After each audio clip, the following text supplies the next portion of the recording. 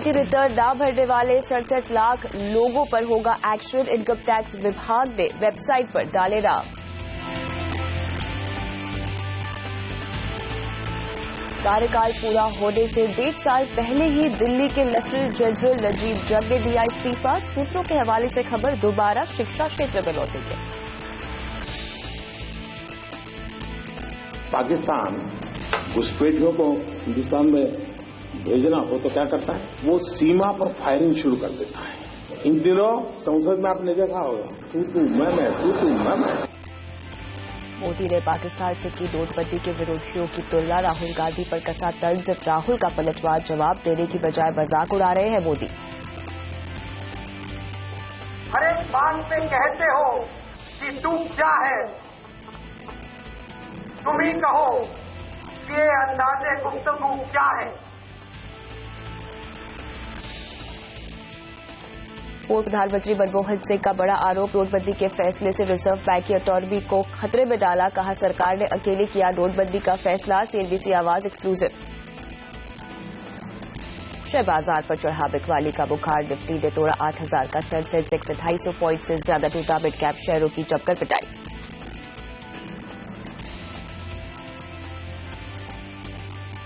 चाहे आप हाउसवाइफ हो या वर्किंग वुमेन, निवेश करने की समझ सारी महिलाओं को होती है। गृहलक्ष्मी के साथ साथ स्मार्ट इन्वेस्टर बनने के जब सारे गुण है तो देर किस बात की।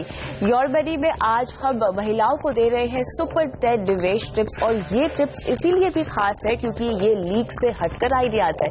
नमस्कार, मैं हूं कविता थपलियाल और योर मनी में आज महिलाओं के लिए 10 नायाब निवेश मंत्र हम आपको देंगे जो बनाएंगे उन्हें सुपर स्मार्ट इन्वेस्टर। साथ ही आपको बताएंगे कि कैसे महिलाएं ले सकती हैं insurance married women property act के जरिए। और जोखिम लेने की है क्षमता तो महिलाओं को कहाँ करना चाहिए निवेश ताकि उन्हें मिल सके तगड़ी कमाई। इसके भी नुस्खे देंगे शो में आगे। तो योर मनी में आज हमारे साथ शामिल हो रहे हैं आनंद राठी प्राइवेट वेल्थ मैनेजमेंट के डिप्टी सीईओ फिरोज अजीज। आपका स्वागत है फिरोज। तो फिरोज, आज हमारा फोकस होगा विभिन्न इन्वेस्टर्स पर। हम उन्हें लीक से हटकर आइडियाज देंगे, ट्रेडिशनल इन्वेस्टमेंट आइडियाज से हटकर उन्हें बताएंगे कैसे समझदारी से वो निवेश कर सकती है। क्योंकि महिलाओं को देखा जाए तो गृहलक्ष्मी हम कहते हैं, पैसों को बहुत अच्छे से मैनेज करती है, घर का बजट अच्छे से मैनेज करती है, तो अपने इन्वेस्टमेंट भी कर सकती है। बस थोड़ी सी अवेयरनेस की कमी है, जागरूकता की कमी है। तो यहाँ पे हम शुरुआत करेंगे और सबसे पहला टिप जो आप लेकर आए हैं वो है इंश्योरेंस का। क्या खास टिप आप दे रहे हैं उन्हें इंश्योरेंस के लिए आज? देखिए, इंश्योरेंस के लिए जैसे आपने भी टीज किया तो MWPA married women property act में हर इंश्योरेंस पॉलिसी को इस एक्ट के जरिए खरीदा जाए तो ये पैसे जिसने इंश्योरेंस खरीदा है और MWPA के द्वारा खरीदा है तो वो उसको एक्सेस नहीं कर सकता। तो ये सिर्फ उनकी सेफ्टी के लिए होता है।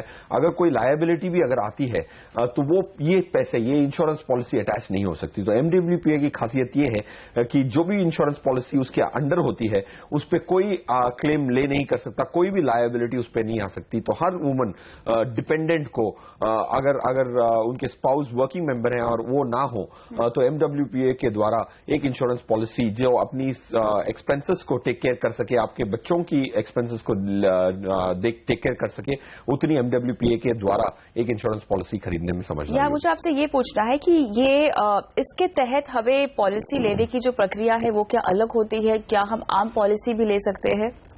देखिए, हर पॉलिसी जो इंश्योरेंस पॉलिसी की होती है ज्यादातर यूलिप्स में ये फीचर रहता है कि अगर आपको MWPA के द्वारा खरीदना है या नॉर्मली खरीदना है तो कोई भी इंश्योरेंस पॉलिसी में ये ऑप्शन ऑप्ट किया जा सकता है और उस इंश्योरेंस को MWPA के अंडर लाया जा सकता है, जिससे कि कोई भी सर्कमस्टांसेस में ये इंश्योरेंस पॉलिसी सिर्फ उस मैरिड वुमन के बेनिफिट के लिए ही हो और उसके हस्बैंड ने या स्पाउस ने जो खरीदी है वो खुद भी उसको उस पैसे को एक्सेस नहीं कर सकते, सिर्फ वो मैरिड वुमन एक्सेस कर सकते हैं। तो ऐसे में हाउसवाइफ हो या वर्किंग वुमेन हो, कोई भी इस तरह की पॉलिसी इस एक्ट के तहत ले सकते हैं? बिल्कुल, उसका हाउसवाइफ होने की जरूरत नहीं है, बट कोई भी वुमन हो वो इसको खरीद सकते हैं। चलिए, तो इंश्योरेंस की बात हो ही रही है, तो यहाँ पर हम हेल्थ इंश्योरेंस को कैसे भूल सकते हैं। मेडिकल इंश्योरेंस बहुत जरूरी है, हम कहते हैं फाइनेंशियल प्लानिंग के सबसे अहम टिप्स में से एक है। लेकिन यहाँ महिलाओं के लिए क्या अलग से कोई हेल्थ पॉलिसी उपलब्ध है, या महिलाओं को क्यों ज्यादा तवज्जो देना चाहिए अपनी हेल्थ की ओर? देखिए, हेल्थ हर इंसान के लिए बहुत इंपॉर्टेंट होती है। महिलाओं की जो हेल्थ रिक्वायरमेंट्स होती हैं थोड़ी डिफरेंट होती हैं मेल हेल्थ के मुकाबले।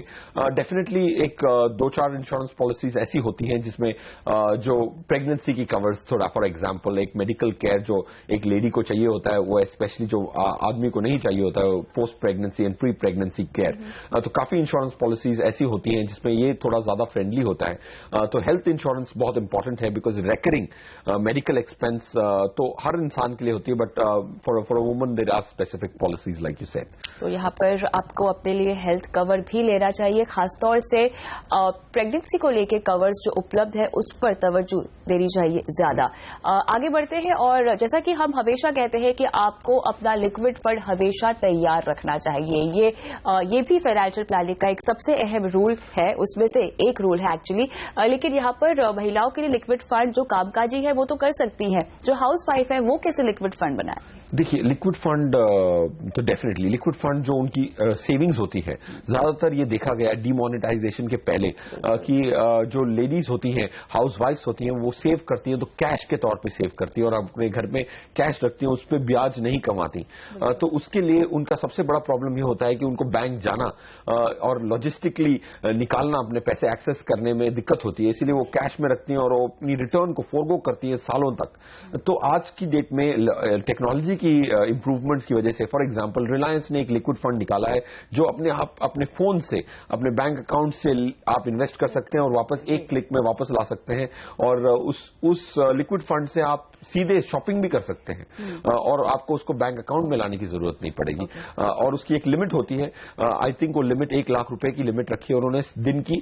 तो आई थिंक वैसा लिक्विड फंड जो कन्वीनियंस से आपको अपने पैसे एक्सेस करने दे और आपको शॉपिंग करने दे, उसका एक डेबिट कार्ड दे सके, तो वैसी लिक्विड फंड्स भी आज अवेलेबल हैं। और नोइंग वुमेन जो शॉपोहॉलिक होती हैं, ये फीचर उनको काफी काम आएगा। बिल्कुल, हमने देखा है खासतौर से नोटबंदी के बाद जिस तरह से हाउसवाइफ्स की जमा पूंजी बाहर निकल कर आई है, उन्होंने बैंकों में जमा की है, उसे आप लिक्विड फंड में निवेश कर सकती है, बेहतरीन विकल्प है आपके पास। लेकिन ऐसे में अगर आपको निवेश करना ही है और आप जोखिम नहीं उठाना चाहती है, तो एफडी के बजाय डेट म्यूचुअल फंड में आपको लगता है कि निवेश करना चाहिए महिलाओं को?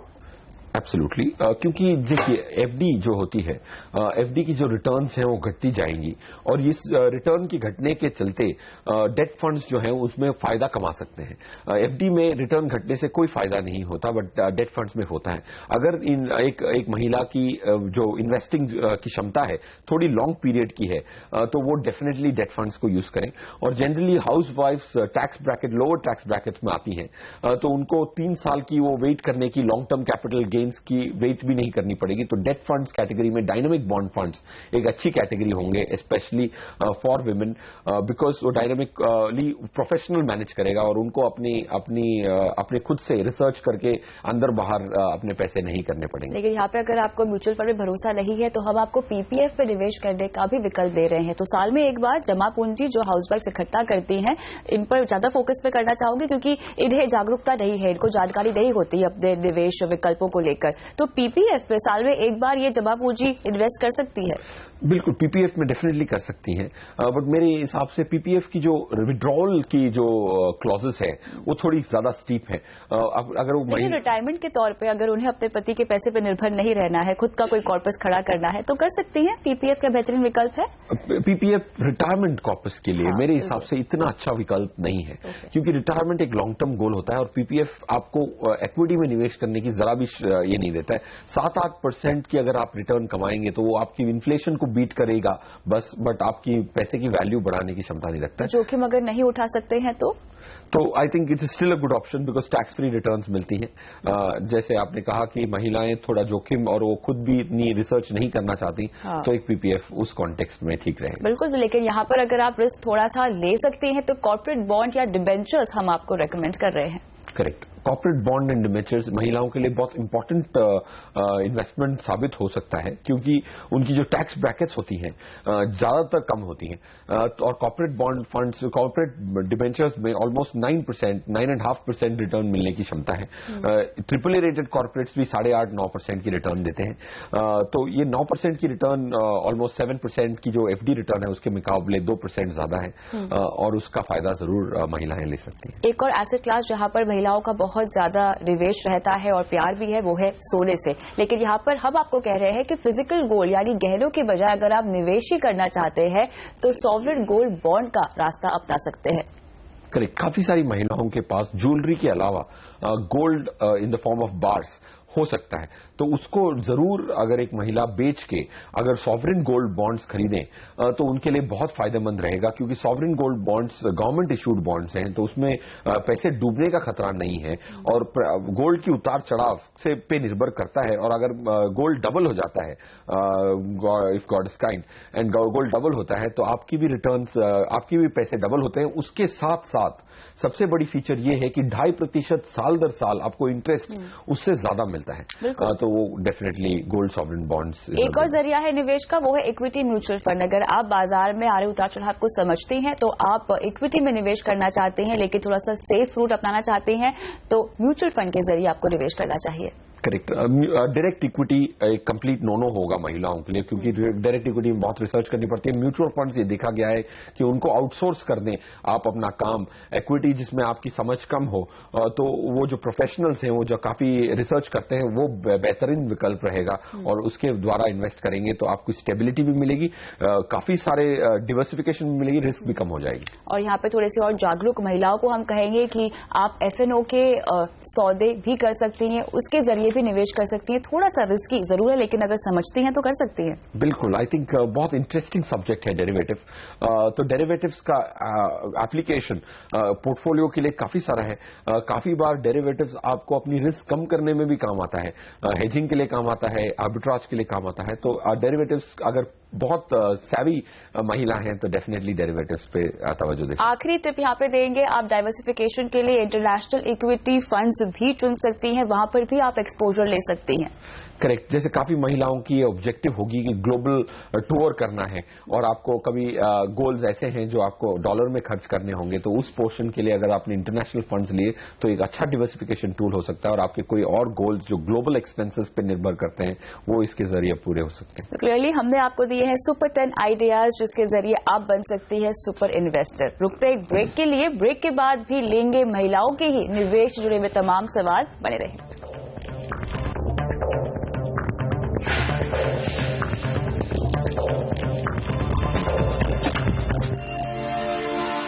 और बड़ी में आज हमारा फोकस है विमेन फाइनेंशियल प्लानिंग पे। हम उन्हें बना रहे हैं स्मार्ट इन्वेस्टर्स, और अब हम देंगे महिलाओं के ही सवालों के जवाब। हमारी पहली दर्शक पिंकी राय हमारे साथ फोन लाइन पर है। नमस्कार पिंकी जी, कैसी हैं आप, कहां से बोल रही हैं? मैं पूना से बोल रही हूँ। आप कैसे? मैं बिल्कुल ठीक हूँ। बताइए आपने अपनी फाइनेंशियल प्लानिंग अब तक कैसे की है? Well, it has been going good for now. एक 2.5-3 साल पहले यू हैड सजेस्टेड मैंने। ओके, आप 2.5-3 साल से निवेश कर रही हैं पिंकी ऑलरेडी? यस, 2.5-3 साल से तो आई एम देयर। ठीक है, मुझे बताइए आपने कौन कौन से फंड में निवेश किया है? आपके पास फंड के नाम मौजूद है? 2 थी, ICICI प्रूडेंशियल की थी। I won't be able to recall the name is that, but then it is getting mature this year. Out of the total amount that I am getting 5 lakh मुझे इन्वेस्ट करना है, because getting for Julia Cotton, and approximately 15 lakhs is what I'm looking forward for. आपको 5 लाख रुपए मिलने वाले हैं इस निवेश से जो आपने 3 साल पहले किया था? राइट। ओके, और उसे आपको निवेश करना है 15 लाख के लिए? I know, yeah, it's a good amount, but yes, that's the goal. और कितना टाइम होगा आपके पास 15 लाख इकट्ठा करने के लिए? Anywhere between 19-20, so say 4 years तक। 4 साल में आपको 15 लाख रुपए चाहिए, 5 लाख का निवेश फिलहाल कर सकती हैं। आप रिस्क कितना उठा सकती है Pinky? Oh dear, that's a difficult question. I can take the risk. क्योंकि अगर हम आपको इक्विटी म्यूचुअल फंड का रास्ता अपनाएं, क्योंकि देखिए 4 साल का समय है आपके पास, 15 लाख की राशि आपको निवेश करनी है यहाँ पर, आपको चाहिए जिसके लिए आप 5 लाख का निवेश कर रही है, तो अगर इक्विटी का रास्ता अपनाएं तो आपको कोई आपत्ति तो नहीं होगी उससे? No, not at all. I understand the market and I can take that risk. चलिए, बहुत अच्छा लगा ये जानकर कि आप बाजार को समझती हैं, लिहाजा इक्विटी म्यूचुअल फंड में निवेश करने का सजेशन देना हमारे लिए काफी आसान होगा। लेकिन रकम भी काफी अच्छी है, 5 लाख रुपए जो इन्होंने इकट्ठा किए हैं 3 साल में, उसको ये निवेश करना चाहती हैं। हालांकि लक्ष्य क्या है वो मैंने नहीं पूछा उनसे। करेक्ट, इन्होंने अभी एक नंबर ऑब्जेक्टिव रखा है 15 लाख का, उसका एक्सपेंस का उन्होंने शायद गोल सोचा होगा, उनसे हमने पता नहीं किया, बट आई थिंक अगर 5 लाख को 15 लाख रुपए अगर 4 साल में बनाने हैं तो उसकी रिटर्न ऑलमोस्ट अबाउट 30% की निकलती है। वो थोड़ी ज्यादा एक्सपेक्टेशन है, 30% की रिटर्न्स आना एक्सपेक्ट करना मुनासिब नहीं होगा। 4 साल में अगर 18%, 17-18% की अच्छी रिस्की प्रोफाइल रिस्क पोर्टफोलियो बनाए, जो अच्छा कैलकुलेटेड रिस्क हो, तो उसमें पैसे दुगने जरूर हो सकते हैं। 3 गुना होना, 5 के 15 लाख होना थोड़ा टफ है, अपहिल टास्क है पिंकी। बिल्कुल पिंकी, क्योंकि थोड़ा सा मुश्किल लग रहा है 15 लाख रुपए 4 साल में इकट्ठा करना। अगर आप मुझे अपना गोल बता देंगी तो हम आपको अकॉर्डिंगली सजेस्ट करेंगे कि आप अपनी ड्यूरेशन बढ़ाएं या कम करें या उसी को पर रहने दें। तो goal in terms of as it 15 lakh, तो यू वांट टू नो कि इसका करूंगी क्या मैं? आपको बस पैसे इकट्ठा करने हैं? Right. I mean I have my daughter to get admitted. अच्छा, उसकी एडमिशन करानी है, उसके लिए 10-12 लाख तो लगते ही लगते हैं आज की डेट में। ओके, तो यानी कि ये गोल ज्यादा फ्लेक्सिबल नहीं है। करेक्ट, सो इसकी ज्यादा मूव अराउंड नहीं हो सकता। तो एक्चुअली अगर ये हाउसवाइफ नहीं है और कमाती है, तो ये 5 लाख के साथ अगर वो टॉपअप करके अगर इन्वेस्ट करना चाहें, अगर ऑलमोस्ट अगर वो 7 से 8 हजार रुपए भी मासिक मंथली अगर इन्वेस्ट कर पाए, तो डेफिनेटली 14-15 लाख पे पहुंचने की संभावना। तो आप निवेश कर सकती हैं पिंकी, और हर महीना कितना कर पाएंगी, कितना कर पाएंगी? अराउंड 10,000 तो मैं कर लूंगी। 10,000 और उनके 5 लाख के निवेश। हाँ, तो ये 5 लाख प्लस 10,000 का 15 लाख पहुंचने का बहुत अच्छा चांस है। ओके, तो ये कैसे करें निवेश? ये निवेश करने के लिए, क्योंकि 4 साल मेरे हिसाब से अच्छा हो सकता है, और लास्ट ईयर जो 2016 है, करंट ईयर इक्विटीज के लिए अच्छा नहीं रहा है और ब्याज दरें भी घटी हैं, तो इक्विटीज 2017 में काफी अच्छा करेंगी। तो इक्विटी का पोर्टफोलियो होना चाहिए लार्जली, और उसमें लार्ज और मिड कैप की अगर स्कीम्स लेंगी तो इनके लिए अच्छा होगा। और 5 लाख का निवेश ऑलमोस्ट 3 स्कीम में स्प्रेड कर दें और उसी में एसआईपी करती जाएं। और इक्विटी कैटेगरी में कोटक सेलेक्ट फोकस, और मिड कैप कैटेगरी में एसबीआई मैग्नम मिड कैप और आईसीआईसीआई डिस्कवरी फंड, ये 3 फंड्स के साथ अगर वो 3 लमसम इन्वेस्टमेंट अपना 5 लाख का करें और 10,000 रुपीज को भी इसी 3 स्कीम में स्प्रेड करें और हर साल रिव्यू करें, तो आपकी लक्ष्य जरूर पूरी हो सकते हैं। एक बार आप फिर से फंड्स का नाम दोहराएंगे यहाँ पर? Kotak select focus, okay, SBI magnum mid cap, and lastly ICICI discovery fund. ICICI discovery fund आपको रेकमेंड किया जा रहा है, एसबीआई मैग्नम और कोटक सिलेक्ट फोकस पिंकी आपको रेकमेंड कर रहे हैं। 5 लाख रुपए और साथ ही अतिरिक्त 10,000 रुपए का हर महीने का निवेश आपको करना होगा अगर 4 साल में 15 लाख रुपए आपको इकट्ठा करने हैं। तो उम्मीद करते हैं कि सवाल का जवाब दे दिया है योर मनी ने, और रुकते हैं छोटे से ब्रेक के लिए फिलहाल।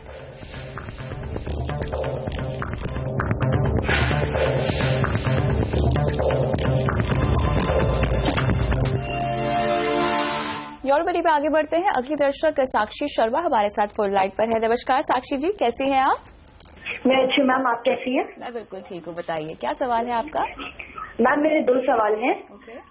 मेरा पहला सवाल है, मेरा टैक्स ब्रैकेट 10% का है और मैंने ऑलरेडी पीपीएफ में इन्वेस्टमेंट किया है। मैं 2013 से कर रही हूँ, so it's been 3 years already. तो मैं एक सेकंड ऑप्शन ढूंढ रही हूँ कि ऐसा कौन सा बेस्ट ऑप्शन हो सकता है अपार्ट फ्रॉम पीपीएफ जिसमें मैं टैक्स सेविंग के लिए इन्वेस्टमेंट कर सकती हूँ। ठीक है साक्षी, दूसरा सवाल? दूसरा सवाल ma'am it's related to credit card. मैंने कभी भी कोई लोन्स नहीं लिए हैं, मेरा कोई चेक बाउंस नहीं हुआ है और मैंने इसके पहले कभी क्रेडिट कार्ड यूज भी नहीं किया है। बट लास्ट मंथ मैंने क्रेडिट कार्ड के लिए अप्लाई किया था एंड दे रिजेक्टेड इट स्टेटिंग कि मेरा सिविल रिपोर्ट का कुछ इश्यूज है एंड माइट बी पॉसिबल कि सिविल स्कोर का 0 है। आपका सवाल मैं समझ गई हूँ साक्षी, जल्दी से बैंक का नाम बताएंगे आप? City bank. चलिए फिरोज, यहाँ पे समय कम है और 2 सवाल है साक्षी के। सबसे पहले हम सिबिल स्कोर, क्योंकि इनकी क्रेडिट हिस्ट्री ही नहीं है तो इन्हें मना कर दिया गया है क्रेडिट कार्ड देने से सिटी बैंक की तरफ से। क्या ऐसा किया जा सकता है किसी भी बैंक की तरफ से? डेफिनेटली किया जा सकता है, क्योंकि क्रेडिट हिस्ट्री एक इंपॉर्टेंट एलिमेंट होता है। तो पहली बार अगर आपकी सिविल स्कोर्स ना हो, आपने लोन नहीं लिया है, क्रेडिट कार्ड भी नहीं लिया है, तो ये प्रॉब्लम जरूर आने की संभावना है। बट आई थिंक जो सैलरी अकाउंट है आपका जिस बैंक में, अगर आपने अपनी एम्प्लॉयर से एक लेटर लिया और वो सैलरी अकाउंट के बैंक के पास स्पेसिफिकली गई और उनको ये इंडिकेट किया कि मेरा सिविल स्कोर नहीं है, तो it's a good start point. वो आपको खुद से ही प्रोएक्टिवली कहना पड़ेगा कि आपकी सिविल स्कोर्स नहीं है, वरना वो अगर चेक करेंगे तो उनको पता लगेगा कि कुछ सिविल स्कोर में गड़बड़ है। यानी विकल्प है, दूसरे बैंकों के पास ये जा सकती हैं। बिल्कुल। और इनका दूसरा सवाल है निवेश का। ये टैक्स बचाने के लिए निवेश करना चाहती है, 10% के टैक्स ब्रैकेट में आती है। तो ये 10% के टैक्स ब्रैकेट में आती हैं, तो मेरे हिसाब से इन्होंने पीपीएफ की लिमिट्स यूज कर रखी है। ईएलएसएस अगर इन्होंने यूज नहीं किया है, इक्विटी लिंक सेविंग स्कीम्स जिसको कहते हैं म्यूचुअल फंड के द्वारा, वो उन्होंने ही अगर लास्ट 20 साल की जो परफॉर्मेंस देखी गई है टैक्स एफिशिएंट इंस्ट्रूमेंट्स में, ELSS has been the best instrument. Axis long term equity आप इनको रेकमेंड करेंगे? एक्सिस लॉन्ग टर्म इक्विटी एक बहुत अच्छा ईएलएसएस। चलिए साक्षी, आपको हमने दोनों ही सवालों के जवाब दे दिए। जल्द से जल्द अपने निवेश की शुरुआत कीजिए और किसी और बैंक में आप अप्लाई कर सकती है क्रेडिट कार्ड के लिए। बहुत बहुत शुक्रिया फिरोज आज शो पे आने के लिए। और अगर आप भी एक महिला है और बनना चाहती है स्मार्ट इन्वेस्टर, योरबडी से कोई मदद चाहती है, तो अपना सवाल हमें भेजिए कॉन्टैक्ट नंबर के साथ। ईमेल कर सकती है mf@moneycontrol.com पर, साथ ही व्हाट्सएप कर सकती है अपने नाम के साथ @kavita.th पर भी सवाल आप पूछ सकती है। साथ ही हमारे फेसबुक के पेज पर भी अपना सवाल आप पोस्ट कर सकती है कॉन्टैक्ट नंबर के साथ। नमस्कार।